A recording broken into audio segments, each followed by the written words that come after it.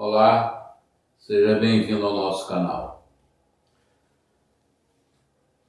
Na retrospectiva que nós sempre fazemos, nós só vamos falar uma coisa.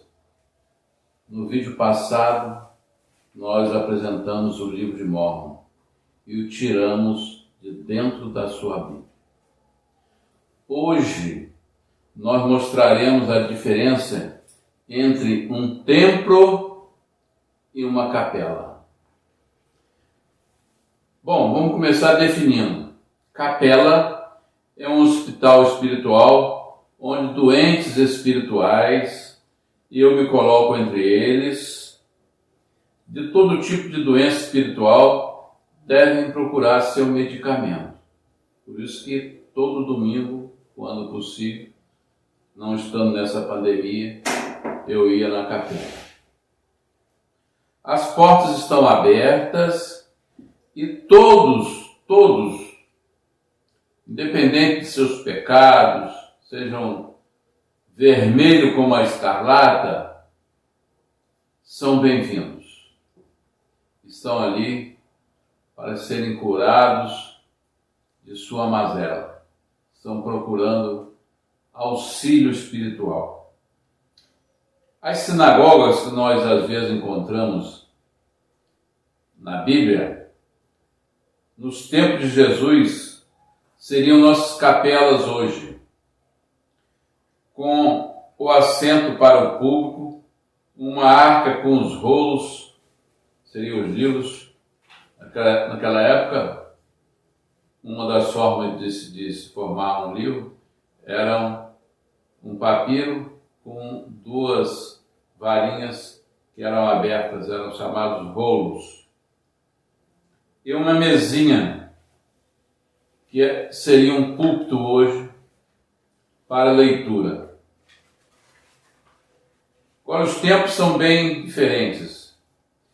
Os templos são edifícios sagrados, onde hoje os membros da Igreja de Jesus Cristo dos Santos dos Últimos Dias realizam cerimônias e ordenanças sagradas. Naquela época também eles realizavam cerimônias e ordenanças sagradas, só que eram diferentes das nossas hoje em dia, porque Jesus ainda não havia feito seu grande sacrifício, então sacrificavam-se animais simbolizando o Filho de Deus. Hoje, as ordenanças e cerimônias são bem diferentes daquela época. Hoje, na Igreja de Jesus Cristo dos Santos Últimos Dias, após um ano de batismo e acompanhamento, o membro pode ser convidado a entrar na casa do Senhor, no templo, e realizar ordenanças sagradas. É um lugar tão sagrado e de tal importância que o Senhor usou 27 capítulos e 798 versículos somente nos livros de Êxodo e Levítico, instruindo os israelitas na sua construção e no seu uso, nos mínimos detalhes. Em quase todos os livros bíblicos, o Senhor fala sobre o seu templo. O Senhor tem tanto zelo pelo seu templo que não permitiu ao rei Davi de construí-lo. Vamos ver em 1 Crônicas 28, 3.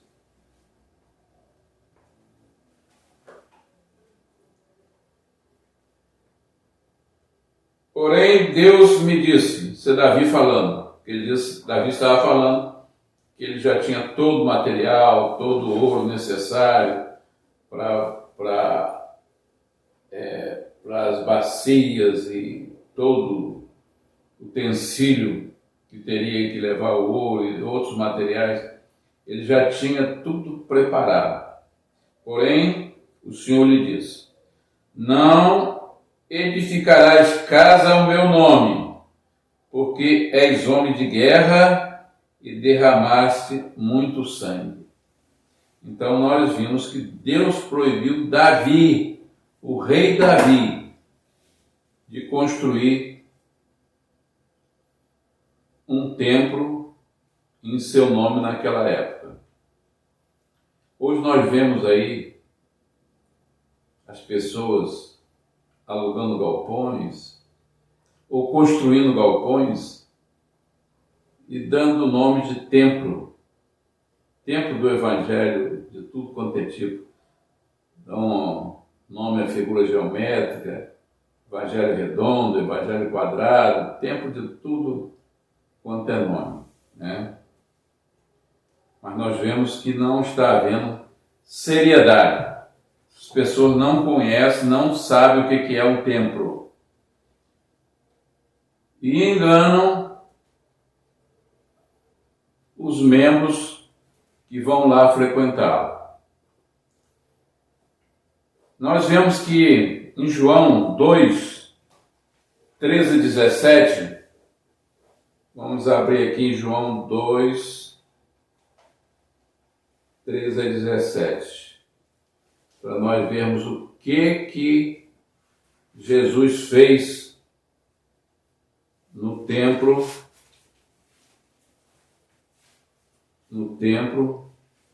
na sua época.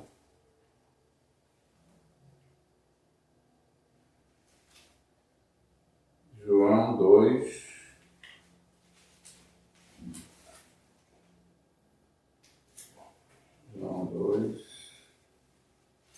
está aqui.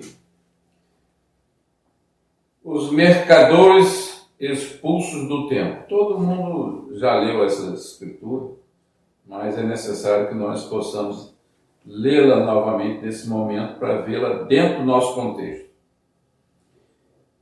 E achou no templo os que vendiam bois, João 2, 14 a 17. E achou no templo os que vendiam bois e ovelhas e pombos, e os cambistas assentados. Só para questão de ilustração, vamos relembrar o que é um cambista. Um cambista é uma pessoa que lida com a troca de dinheiro de uma nação para outra. Ele vende dinheiro, ele troca dinheiro e ganha com isso, né? Então o senhor viu esses cambistas lá sentados.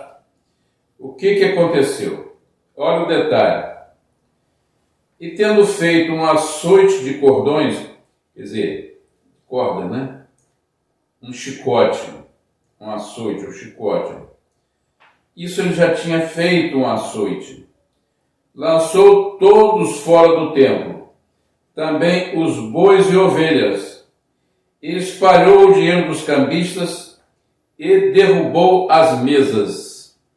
Vocês imaginem os cambistas com a mesa cheia de dinheiro, de todo tipo de nações diferentes, e Jesus chega e derruba aquelas mesas, espalha aquele dinheiro,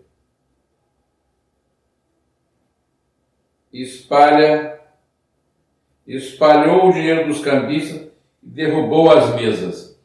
Vocês acham que eles pediram licença aos cambistas? Tira o dinheiro que eu vou derrubar a mesa.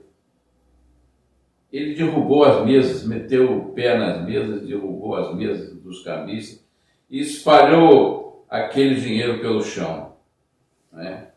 E chicoteou, né, aos que vendiam pombas e faziam negócios ali, de toda espécie. Chicoteou e os expulsou do templo. E os seus discípulos lembraram-se do que está escrito: o zelo da tua casa me devorou. E ele diz: vós fazeis da casa do meu pai um covil de ladrões. Olha o zelo dele com o templo. Isso que eu queria que vocês pudessem gravar bem.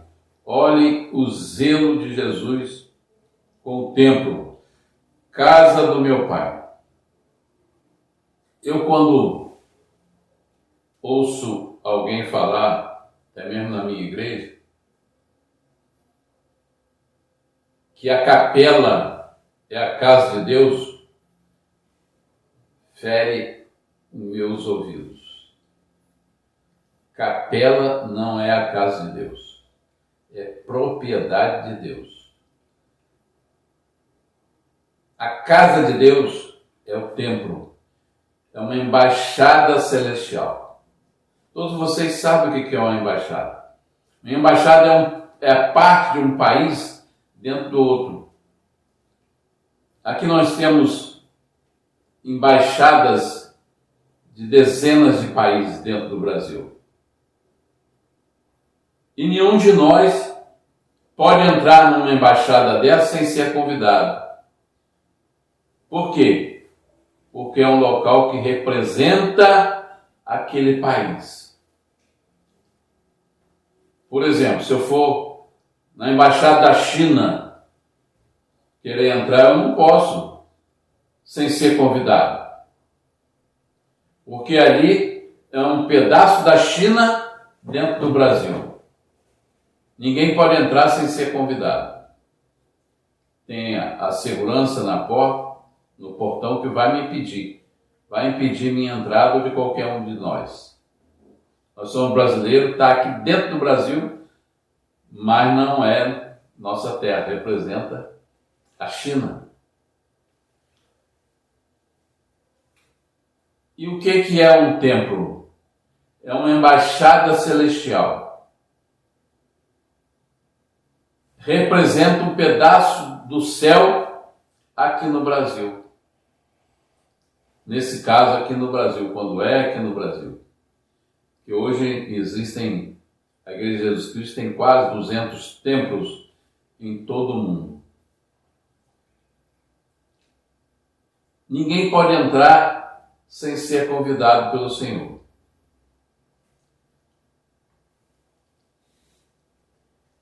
Existem ordenanças no templo de Deus que unem na terra e nos céus.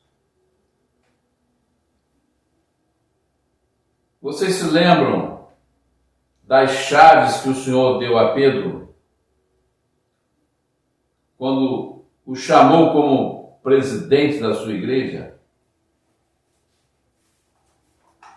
E lhe disse que daquele momento em diante, tudo que Pedro unisse na terra seria unido nos céus.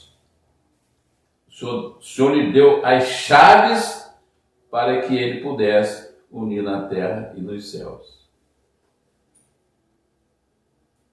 Quando alguém colocar lá uma placa, igreja tal, templo da igreja tal, nós temos que lhe perguntar onde estão as chaves dele para unir na terra e nos céus.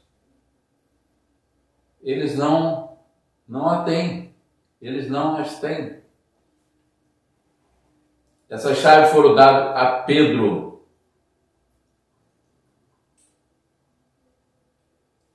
Com a apostasia da Igreja de Jesus Cristo primitiva, essas chaves foram retiradas. Porém, a igreja que substituiu a igreja primitiva de Jesus Cristo professa tê-las. E a outra igreja que professa tê-las, que professa ter recebido essas chaves, é a Igreja de Jesus Cristo dos Santos dos Últimos Dias. São só essas duas igrejas que professam ter recebido essas chaves. Eu sou membro da Igreja de Jesus Cristo dos Santos dos Últimos Dias e sei que elas estão na Igreja de Jesus Cristo dos Santos dos Últimos Dias porque Deus a guia pessoalmente através do seu profeta. A Igreja de Jesus Cristo dos Santos Últimos Dias é a portadora dessas chaves. E em seus templos são realizadas ordenanças que unem aqui na terra e nos céus. Como, por exemplo, o casamento para toda a eternidade. E o selamento dos filhos aos pais, unindo uma família para toda a eternidade, para todo o sempre. Não basta só o amor, não. Tem que também ter a obediência e as ordenanças necessárias para que isso ocorra. E para isso é necessário as chaves. Você que aluga ou faz galpões, chamando-os de templo, onde negociam a palavra do Senhor, você, falso profeta, falso apóstolo, falso bispo, lembre-se que Deus é quem escolhe seus discípulos e não estes aquele. Vamos ver se o que eu estou falando está baseado nas Escrituras ou não. Vamos ver em João, capítulo 15, versículo 16.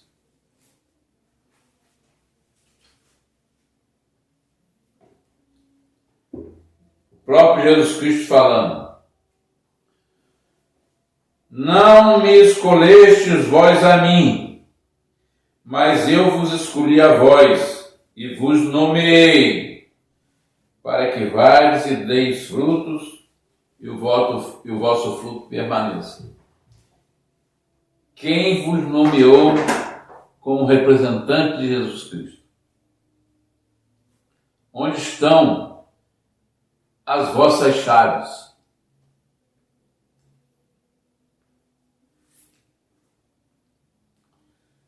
Se vocês fizeram, na grande maioria das igrejas,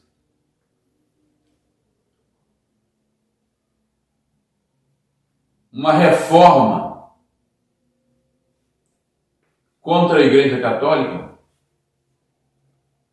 em 1517, porque a Igreja Católica, segundo vocês, não representava mais o cristianismo, não tinha autoridade para representá-lo, tinha apostatado, tinha se afastado da verdade, vendia indulgências e outras irregularidades. Se a Igreja Católica não tinha autoridade, como é que vocês pretendem ter autoridade? Quem lhes passou essa autoridade? Se a igreja de quem vocês são filhas não tinha autoridade. E se ela tinha autoridade, como ela diz ter, vocês são simplesmente rebeldes. Também não têm autoridade. Para mim fica muito claro. Sobram apenas duas igrejas que podem ter a autoridade de Deus para representá-lo. Ou a Igreja Católica, ou a Igreja de Jesus Cristo dos Santos Últimos Dias. Infelizmente, muita gente, muitos pastores, doutores em teologia,